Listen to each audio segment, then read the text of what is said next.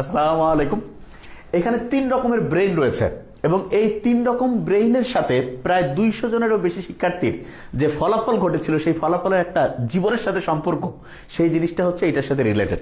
তো ওই ঘটনাটাকে একটু শেয়ার করি। সেটি হচ্ছে প্রায় 2 শতাধিক শিক্ষার্থী যারা গ্রামে মা বাবার সাথে থাকতো, ওই শিক্ষার্থীরাই করছে কি এইচএসসি মানে মেট্রিকের পরে আরো ভালো ফলাফলের জন্য শহরে গিয়েছে এবং শহরে যাওয়ার পরে কয়েক বছর পড়াশোনা করলো, এইচএসসি পরীক্ষা দিল, তারপরে কেউ কেউ হচ্ছে অ্যাডমিশন টেস্ট দিল।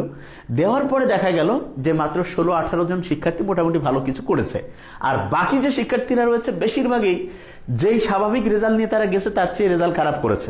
এখন তাদের আসলে ঘটেছিল কি সেটা বুঝতে গেলে এই 3টা ব্রেইনকে আমাদের অ্যানালাইসিসের মধ্যে আনতে হবে। তো এইটা বোঝার আগে আমরা গোল্ড ফিশের নিশ্চয়ই নাম শুনেছি। গোল্ড ফিশ এটার একটা জিনিসের উপরে ফোকাস করার মানে একটা জায়গায় হচ্ছে অ্যাটেনশন দেওয়ার সর্বোচ্চ ক্যাপাসিটি হচ্ছে 9 সেকেন্ড। তা যে কেউ বলবে যে 9 সেকেন্ড এটা তো খুবই কম, কিন্তু সবচেয়ে ভয়ঙ্কর যে দিকটা সেটা হচ্ছে মাইক্রোসফট কোম্পানির নাম আমরা শুনছি নিশ্চয়ই, বিল গেটসের যে বড় কোম্পানি, সেই কোম্পানি বেশ কিছুদিন আগে একটা গবেষণা করছে, করে হতবাক হয়ে গেছে।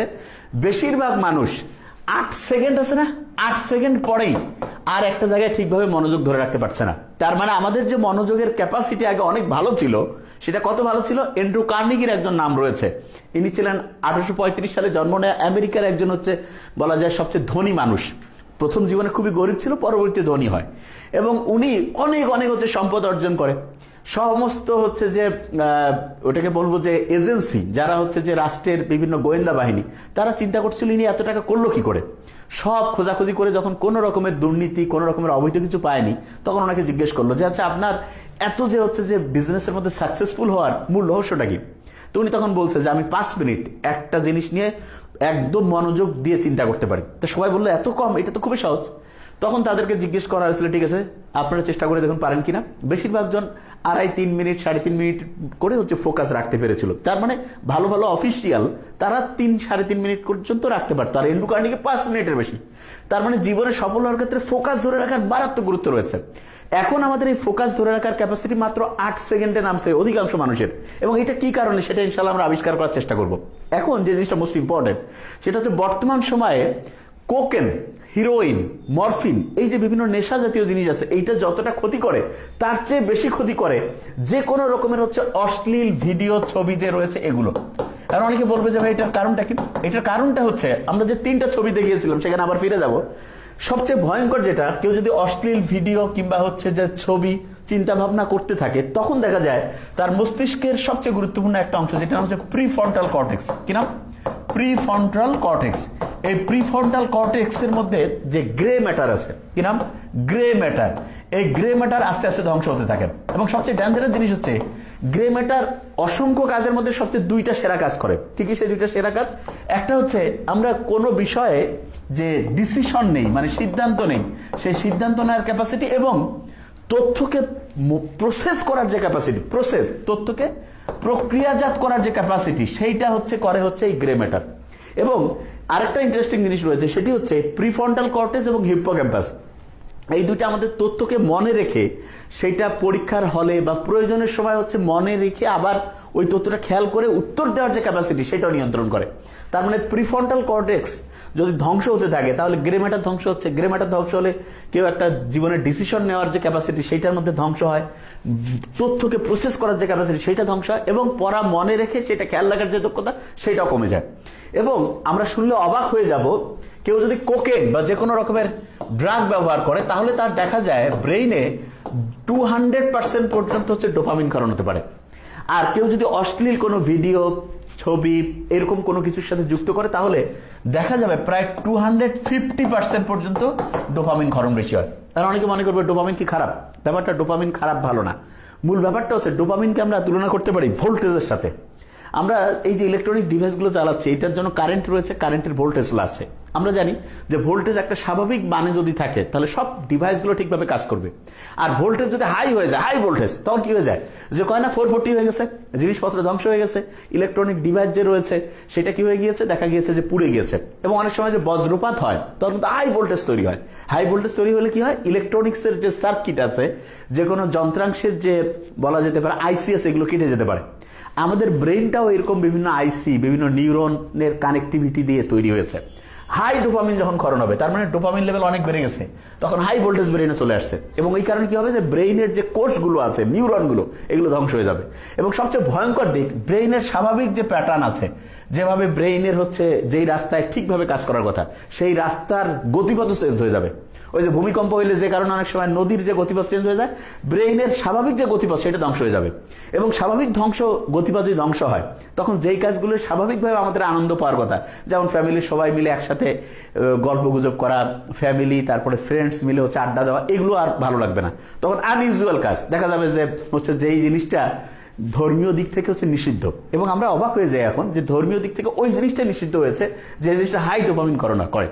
এবং হাই ডোপামিন ক্ষরণ করলে যেটা হয় সেটা হচ্ছে স্বাভাবিকভাবে আমাদের একটা কাজ করলে যখন ডোপামিন স্বাভাবিক ক্ষরণ হয়, তখন আমরা ওই কাজটা করতে পছন্দ করি। তখন দেখা যায় যেমন অনেকটা নামাজ পড়ার সময়, নামাজ পড়লে যারা রেগুলার নামাজ পড়ে তারা কিন্তু যতক্ষণ আজান হয়েছে নামাজ পড়ে নেই, বলে যে ভাই একটু ভালো লাগতেছে না, নামাজ পড়লো, বলছে হ্যাঁ গাটা একটু পাতলা লাগতেছে, মানেটা কি?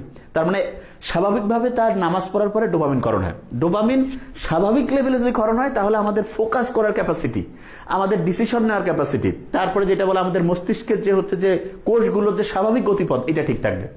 আর কোনো কারণে যে কেউ, সেটা ওই খারাপ ড্রাগ হোক, অশ্লীল ছবি হোক, ভিডিও হোক, যে কোনো কিছু হোক, এগুলোর মাধ্যমে যদি ব্রেইনে হাই ডোপামিন তৈরি করতে থাকে, তখন দেখা যাবে তার ব্রেইনের যে অসাধারণ ক্ষমতা আল্লাহ দিয়েছেন, সেই ক্ষমতা আস্তে আস্তে ধ্বংস হয়ে যাবে। এবং এইটার কারণে এখন দেখা যাচ্ছে এডিএইচডি। এটা কি? এটা হচ্ছে attention deficit hyper activity disorder. এই যে এটার কয়েকটা সাইন আছে, যেমন দেখা যাবে কিছু ছেলে পেলে আছে না, যে খুব তাড়াহুড়া করে হাঁটতেছে, মনে হচ্ছে দৌড়াচ্ছে, এইটা মূলত অ্যাটেনশন ডিফিসিট হয়েছে, এবং একটা জিনিসে ফোকাস করার ক্যাপাসিটি নেই। এবং দেখা যায় যে জীবনের যে নির্দিষ্ট গোল, সেই গোল ওরিয়েন্টেড কোনো হচ্ছে কাজ সে করছে না, কিন্তু সারাদিন ব্যস্ত, তার মানে তার মনোযোগ ধরে রাখার যে ক্যাপাসিটি, সেটা ধ্বংস হয়েছে। এবং এই কারণে দেখা যায় আগেকার দিনে যখন আমাদেরকে এই যে পাক ভারত উপমহাদেশের মানুষজনকে শাসন করত, তখন বিভিন্ন কি দিয়েছিল, মানে হচ্ছে বলা যেতে পারে মদ, তারপরে নেশা জাতীয় জিনিস ধরাই দিয়েছিল। আর এখন মুসলমান বা অন্য যে কোনো ধর্মের যারা তরুণ ছেলে মেয়ে, তাদেরকে ধ্বংস করার জন্য এই যে অশ্লীল ভিডিও, তারপর হচ্ছে কি বলে ছবি, এই যে অপ্রয়োজনীয় হচ্ছে নগ্ন হচ্ছে ইনস্টাগ্রাম ছবি, এই যে জিনিসগুলো, এগুলোর মাধ্যমে ব্রেইনে হাই ডোপামিন ক্ষরণ হচ্ছে এবং ব্রেইনের কোষগুলোকে ধ্বংস হচ্ছে। আমরা ওই ছবিতে একটু পরে যাব। এবং এইটা এতটাই ডেঞ্জারাস, আফিম যুদ্ধ দুইবার হয়েছে। একবার হয়েছিল 1839 সালে শুরু হয়েছিল, 1842 পর্যন্ত শেষ হয়েছিল। এটা হচ্ছে যে চীন এবং ইংল্যান্ডের মধ্যে হয়েছিল। সেই যুদ্ধে দেখা গিয়েছে যে নানকিন চুক্তি হয়েছে, সেই চুক্তির মারফতে হংকং যে দেশ, সেইটাকে হচ্ছে যে চীনের কাছ থেকে ইংল্যান্ড তার নিজস্ব হচ্ছে যে ইজারায় নিয়ে নেয়। এবং আরেকবার আফিম যুদ্ধ 1856 সালে শুরু হয় এবং 1860 পর্যন্ত হয়। সেই দ্বিতীয় যুদ্ধ যে হয়েছিল, সেই যুদ্ধটাও কি ছিল, মূলত আফিম কেনা বেচা করতো।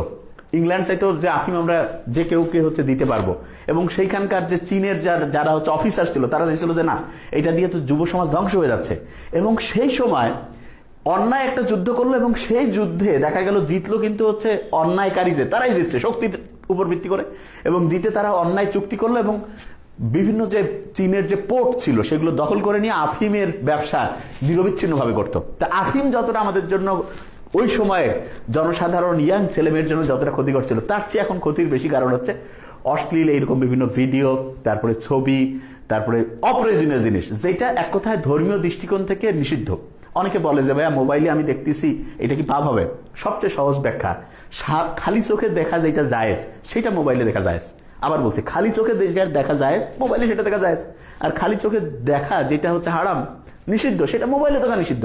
তার মানে মোবাইলে আমরা কখনোই সেই রকম কার্যে হচ্ছে ব্যস্ত থাকবো না, যেটা ফ্যামিলির সবাই মিলে আমরা দেখতে পাবো না, সবাই মিলে হচ্ছে যেই এন্টারটেইনমেন্টের মধ্যে আমরা নিজেদেরকে ব্যস্ত রাখতে পারবো না, সেইটা কোনো ক্রমেই মোবাইলে করা যাবে না। এবং এটা যদি করি, তাহলে ভয়ঙ্কর যে দিকটা ব্রেইনের ধ্বংস হচ্ছে। ধ্বংসটা কেমন? কোকেন, হিরোইন, এগুলো খাইলে, এগুলো রেগুলার অ্যাডিকশন করলে, অ্যাডিক্টেড থাকলে 200%, আর এই অশ্লীলতায় জড়িত থাকলে 250%। আল্লাহ কত অসাধারণ করে বলছে যে মোমেন পুরুষ আর মোমেন নারী পরস্পরের বন্ধু, তোমরা পরস্পর তোমাদের দৃষ্টিকে হচ্ছে সংযত করো। আর নারীদেরকে বলছে যে জাহিলিয়াতের যুগের মতো নিজেদের হচ্ছে উন্মুক্তভাবে প্রদর্শন করো না। এখন দেখা যাচ্ছে যে সমাজের যত রকমের অন্যায় অশ্লীলতা আছে, এইটার যত রকমের অপরাধ আছে, তার মধ্যে ব্রেন ঠিকভাবে কাজ করছে না এবং হচ্ছে যে হাই ডোপামিন ক্ষরণ হচ্ছে, স্বাভাবিক অ্যাক্টিভিটিস নষ্ট হয়ে যাচ্ছে। এখন কথা হলো যে এই কাজগুলো আমরা অনেক সময় হচ্ছে অ্যাড্রেসও করি না যে এগুলো যে অন্যায়, এবং এই ক্ষেত্রে অভিভাবকদের উচিত যে সন্তানদেরকে এখন থেকে জানিয়ে দেওয়া যে হ্যাঁ, যে যেটা ধর্মীয় নীতিমালা রয়েছে সেইটা যদি মানো তাহলে তুমি ভালো করবা, না হলে কিন্তু আস্তে আস্তে ধ্বংস হবা। ওই যে 200 স্টুডেন্টের কথা বলেছিলাম, 2 শতাধিক শিক্ষার্থী যারা গ্রাম থেকে শহরে গিয়েছে, এদের মধ্যে সাধারণত দেখা গিয়েছে 3 রকম স্টুডেন্ট হয়েছে। এক রকমের শিক্ষার্থী ছিল যারা ধর্মীয় নীতিমালা একদম ভালো করে মানত, এবং তাদের ক্ষেত্রে যেটা হয়েছে ধর্মীয় নীতিমালা মানার কারণে দেখা গিয়েছে তাদের ব্রেনটা স্বাভাবিকই ছিল। কিরকম ব্রেন ছিল স্বাভাবিক, সেটা হচ্ছে এই প্রথম ব্রেনটা, এবং এইটার কারণে তারা অ্যাটেনশন ধরে রাখতে পারতো, ফোকাস ধরে রাখতে পারতো, পড়াশোনা করতো, রেজাল্টও ভালো করতো। এই যে দ্বিতীয় যে রয়েছে, এগুলো হচ্ছে ড্রাগ অ্যাডিক্টেড হয়েছে কিছু কিছু ছেলেপেলে, যে একটু বন্ধু বান্ধবের সাথে সিগারেট হ্যান ত্যান খাওয়া শুরু করলো, ব্রেনের ধ্বংস হলো এবং পড়াশোনা ধরে রাখতে পারছে না, পড়ায় আগ্রহ নাই, মেজাজ খিটখিটা গরম, আচরণ খারাপ, হাই অ্যাক্টিভিটি মানে হচ্ছে যে ভাবচক্কর বেশি, এদের রেজাল্টও জীবনে ভালো কিছু হয়নি। তৃতীয় গ্রুপ, এরা অশ্লীলতায় জড়িয়ে গেছে, এই বয়ফ্রেন্ড গার্লফ্রেন্ড, তারপরে হচ্ছে যে বিভিন্ন অশ্লীল জিনিসের সাথে যুক্ত হয়ে এদের ব্রেন আরো বেশি ড্যামেজ হয়েছে। এবং এই 3 গ্রুপের মধ্যে যারা ধর্মীয় নীতিমালা মারছে তাদের রেজাল্ট আলহামদুলিল্লাহ ভালো হয়েছে, আর এই 2 গ্রুপ ধ্বংস হয়েছে। তো এই 2টা গ্রুপের মধ্যে যে কেউ যদি এখন প্রশ্ন করে যে কেউ যদি এই যে ড্রাগের মধ্যে অ্যাডিক্টেড, অশ্লীল জিনিসে অ্যাডিক্টেড হয়, তাহলে তার ফিরে আসার বুদ্ধি আছে কিনা? আছে। একটা শব্দের মধ্যে এই ফিরে আসার বুদ্ধি আছে, সেই শব্দটা হচ্ছে রিলিজ। যে কোনো প্রবলেম ইনশাআল্লাহ আমরা এই শব্দকে বিশ্লেষণ করে বের করে ফেলতে পারবো। সেটা কি? আর্ট হচ্ছে রিকগনাইজ।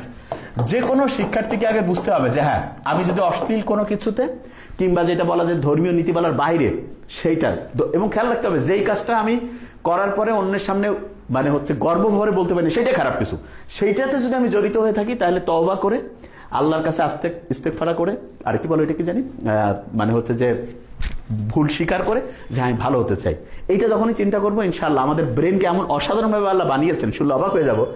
মাত্র 4 সপ্তাহে ব্রেন যতটাই ধ্বংসপ্রাপ্ত, ওই 2nd বা 3rd ক্যাটাগরি হলে মাত্র 4 সপ্তাহে আমরা যদি এগুলো থেকে নিজেদেরকে দূরে রাখি, ব্রেন আবার আলহামদুলিল্লাহ আগের অবস্থায় যাবে। এবং সেই জন্য ফার্স্ট যে উইকটা আছে, ফার্স্ট উইকটা কিন্তু খুব কষ্ট হবে। অনেকটা এরকম যে আল্লাহ বলছে না, তুমি যখন অন্যায় করবা সেইটার শাস্তি দুনিয়াও কিছু পাবা, আখিরাতেও পাবা।